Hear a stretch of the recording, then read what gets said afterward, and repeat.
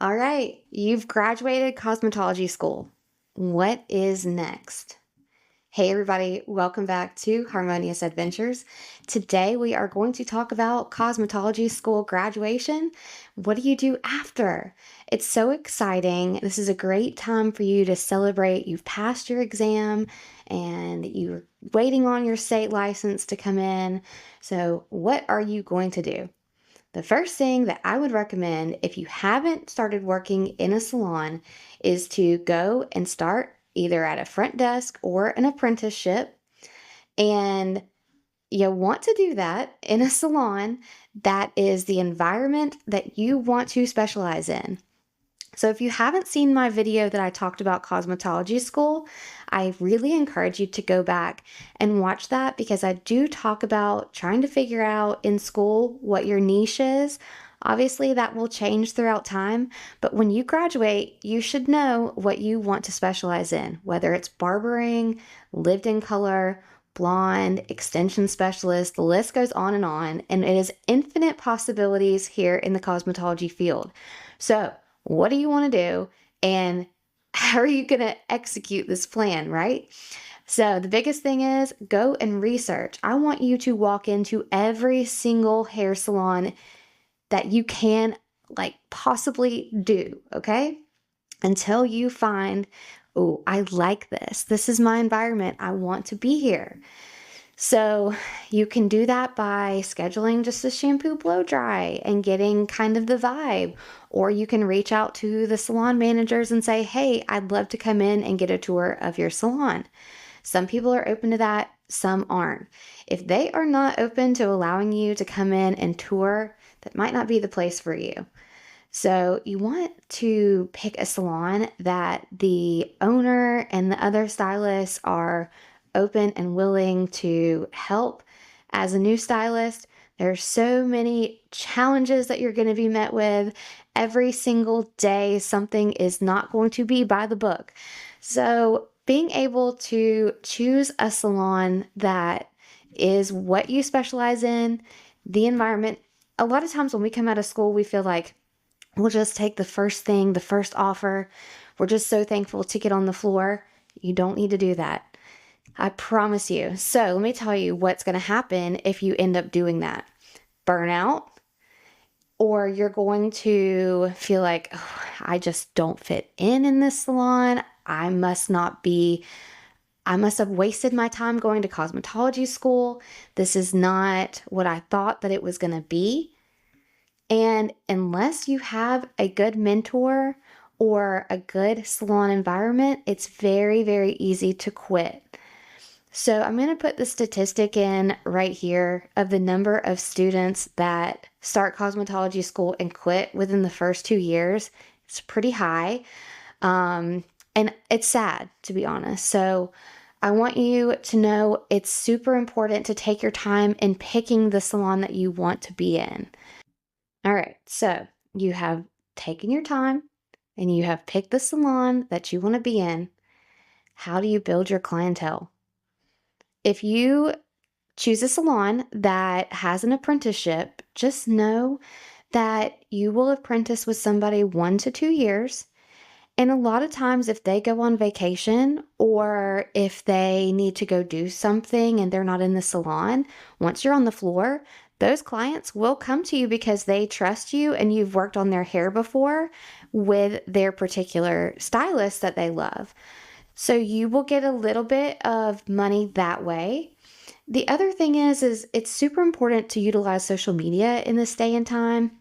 Once you get on the floor showcasing your work, doing before and after pictures, and studying the artistry of photography and social media, creating a brand for yourself, whatever your niche is, and then showing and utilizing social media what you can do, right? So you also want to create something, whether it's an Instagram or your own website. It's totally up to you, but something that can showcase your work. And then if your salon has an online booking or a website, ask the owner if you can put some of your work up there so that it will showcase. The other thing is really working on reviews, asking people to give you a review, being straightforward and just saying, hey, I really would love for you to leave a review for me. It helps my business. Thank you so much. The other thing I want you to keep in mind is I touched on this a little bit in my previous video about cosmetology school, but you really want to hone in on retail when you're first starting out, because if you create a look on somebody and they love it so much, you want to teach them how to do this look at home. And if you have the time as a new stylist, not only can you sell them retail, which gives you a little bit extra money, but it also shows them how they can recreate that look at home. So taking your time, giving a good consultation, making sure that you are giving a valued service, and then showing them at the end the products that you used and how to recreate that look at home. And chef's kiss, they will love you. They will be so excited. Not only will they want to give you a review, but they will now know how to go home, recreate that look, walk around with great hair, and that is your artwork. That is your advertisement walking around. So that is a huge, huge tip for me, is making sure that you're spending that time once you get somebody in your chair. I used to do old school marketing, and I still believe in that, especially nowadays. I feel like that one-on-one in-person communication is just gone. So having your business cards on you at all time, and if you see a woman with beautiful hair, or a woman who doesn't have beautiful hair, or a guy who you want to cut their hair, whatever it may be, and you say, hey, my name is Kristen from Salon Lux. I just think that your hair is gorgeous. I would love to get you in my chair and show you a couple things that I could do with it. You might already have a stylist, but here's my card. If you ever need me, I'd love to see you again. You would be so surprised at how many people react to that and come get their hair done. Like that is confidence, that is so personal, and we don't have that nowadays. So if you want to utilize that, that's another great tip. And then also, once you get out of cosmetology school, you're never done learning. So make sure that you are continuing to learn. There's a lot of free social media out there, that free education, and you can learn a lot. You also can pick up some bad habits. So learn it'll take time, but you'll figure out what educators work the best for you and your style, and help you kind of like get it quickly. But follow other mentors and successful stylists that are within your niche. Now let's get down to the real talk. What I wish I knew after graduation, it all has to do with money. I wish I had a credit card. It had, I think, an $8,000 limit on it, and I maxed that thing out getting started. So not, which I didn't know anything about finances or business back then, but it was like any kind of new hair tool that came out, I got. Any type of new hair color, I had to try it. It was like this, I needed to experiment, which I understand when you get out of school, you do need to experiment. Don't stick to one particular color. You want to try all of them out to see what color line works best for you. But don't go into debt doing that, because let me tell you what happened. So I opened in 2012 Salon Lux, and in 2018, Hurricane Michael, a Category 5 hurricane, hit my small town and took my business. So I had that $8,000 credit card that I was just paying the minimum. And if I paid more on it, it was because I was putting something else on it that month.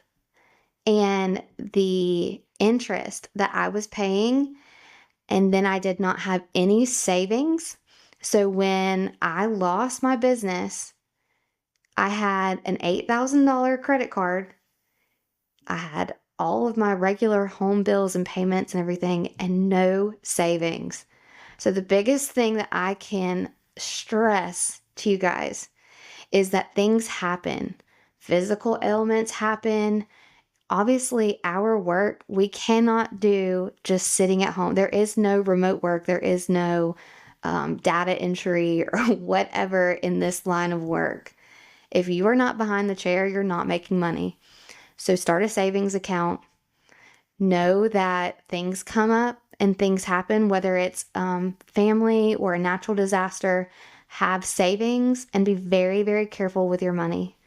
Don't go crazy and really take your time. Like, get one tube of color and those little swatches of hair, and then you can kind of play around and test it out. But don't go buying like every color line, every intro kit. I went nuts and crazy. So don't be like me. Take it from the debt expert, climbing my way out of it. I'm very proud of myself now, but don't make that mistake when you get out of school. Take your time and just know that when you get out of school, you are not making money, and you got to create some kind of savings, and you've got to hustle. So graduation is almost the easy part. And then it comes time for the first 3 years of hustling your little butt off and working nights and working weekends. And just know that the money is going to be pennies on the dollar compared to what a hairstylist who's been in the industry for 5 or 10 years is going to be making. And that can be very discouraging. You might even need to have some other part-time job in order to make it. But just know you will make it. You have got to hustle. You have got to post on social media. You have got to go out and hand your business cards out. Just do it. That is the best, the cheapest advertising, right? Taking pictures and uploading it, as aggravating as it can be, just do it. And then also making sure that you're taking time with your clients. Once they are in your chair, take care of them and help them be able, like I said, to recreate that look at home so they can walk around looking and feeling beautiful and then sharing you to others. And that's how you build up your clientele. All right, guys, thank you so much for watching.